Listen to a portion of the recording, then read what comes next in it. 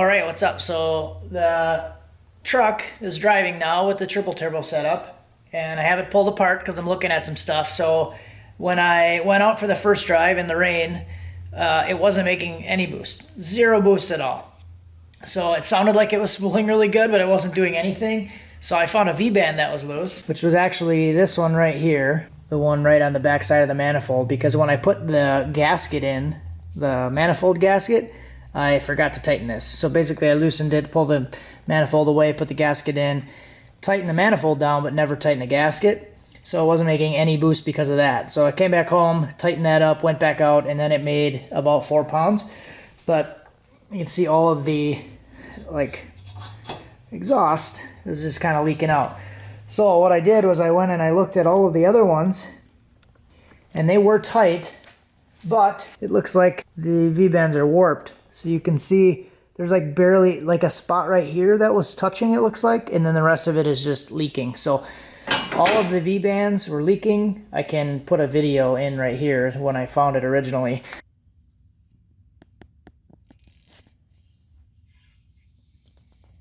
Huge gap in that one. But you can just see all of the exhaust soot crap on the outside of it. So I'm going to go through and red RTV all of these. Even on this side here, the one going back, look how black the actual flange is. So everything is leaking, every single one of them. So I'm guessing it was just because they're warped, but we're going to fix that. So that should definitely help. It's not going to hurt at all. And then what I'm also going to do is wrap this part. So I've been reading a lot about rear mounts and spooling and all kinds of stuff. So supposedly wrapping it and keeping as much heat in will help it spool a little bit quicker. So we're going to test that theory and see what happens. So I might test it before and after, but they're going to be here tomorrow probably by the time I get home from work. So I'm probably just going to wrap it and throw it all on with these RTV'd and then go drive it again. Because right now it's making about 5 pounds. So feels pretty good on 5 pounds. But my transmission's also slipping a lot. So that's something. I did order another HD2 kit. I have a spare 4x4 4L80 transmission that's been sitting buried in the corner for like 5 or 6 months now. I've had it, I just haven't put it in yet. So I'm kind of debating what I want to do, if I wanted to go with the Jake's Recal kit or just try the HD2 kit again without the pressure relief, because I did the pressure relief on this truck and that's when I heard it at the track. I can't say for sure if the pressure relief caused it, but it probably didn't help the situation. So I did plug it after I slipped it really bad, and then I turned up the EPC valve, or the EPC solenoid, the electronic pressure control solenoid. I turned it up like 1/8 of a turn, and the transmission actually started shifting again, because before it wouldn't do anything. It was like pretty much dead. So did that stuff, got it to work again, and been driving it, and you can see in the video, I talked about it on the last video, the transmission slipping what I calculated about 1700 RPM in second gear and in third gear. So I thought it was just third. It's actually second and third. So we're gonna put a new one in. This transmission's also been leaking pretty bad since the last time I put it together. I think I put the pan on and over-tightened the pan, so I bent the pan and it's been leaking. So I'm just kind of done with that transmission. I've had it apart a few times. I've been inside of it twice. I rebuilt it once. So I rebuilt it once. I broke the case once and then transferred everything into a new case. And then I did the 4-wheel drive conversion on it. So I've been inside that thing like 3 times. And one of the valve body bolts in the case is actually stripped. So that's why I'm going with a whole new transmission.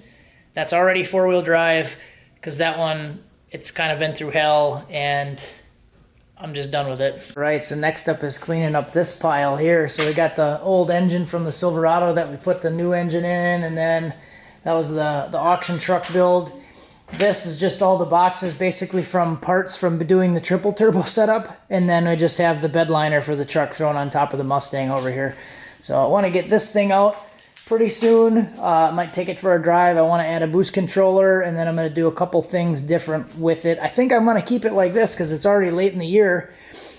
I was originally planning on doing a different turbo setup over the winter, but spent a lot of time on the truck. So what I think I would like to do is get some test and tune days and definitely go to Hunter's Dyno with this thing for a little bit, and then maybe change it over the summer. to a different turbo setup. And I want to do a different transmission in it. I have a TH400 in there right now, but I want to add a trans brake. So this one was like strawberry milkshake when I got it, and it works, but it could be better. So I think I'm going to use the same guy that Hunter used to build his trans. I think I'm going to send it to him and have him rebuild it and put a trans brake in. That way I don't have to deal with it and we can work on other stuff. So I do need to get new tires for it. So that's really the plan. I think before the race season starts or test and tune starts is get a good set of slicks for it, get the transmission rebuilt with the trans brake, and build a new dash. I would like to build a new dash for this. Maybe I'll just use like some aluminum plate or something like that. Get that flex plate joke out of there and then build the dash. And then I really think that's all I want to do first, and then we can get some testing time on the microsquirt at the track. Speaking of bed liner, showed you guys the bed liner before. I want to get the bed liner back in the truck. So this is all done and built now. I think it'd be really cool to actually get the bed liner back in here. And a lot of you guys were concerned about the big square holes that I cut.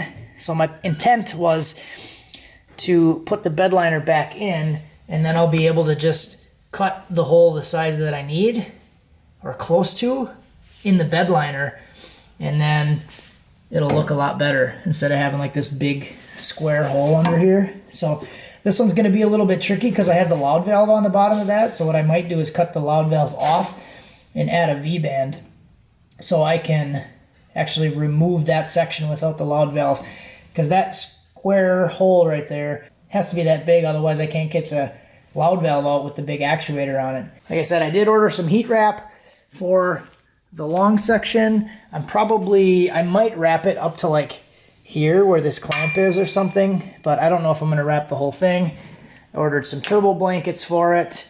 I think it'll look pretty cool. So basically that's the plan, is try to get this thing to look a little bit nicer and fix the leaks in the exhaust. And I don't know what the plan is for this truck, like goals wise. I really just kind of wanted to build this thing just to putz around and be a dork. So we'll take it to the track, see what it does, maybe put it on the dyno, maybe try a couple different things. I would actually like to test the differences between like twin turbo or single turbo even. I was thinking about doing like block off plates, like take the middle turbo out or something and put a block off plate in there for the flange, and then a V-band block off here, so we could test the differences in spooling and stuff with like twin turbo and power with single or twins or whatever.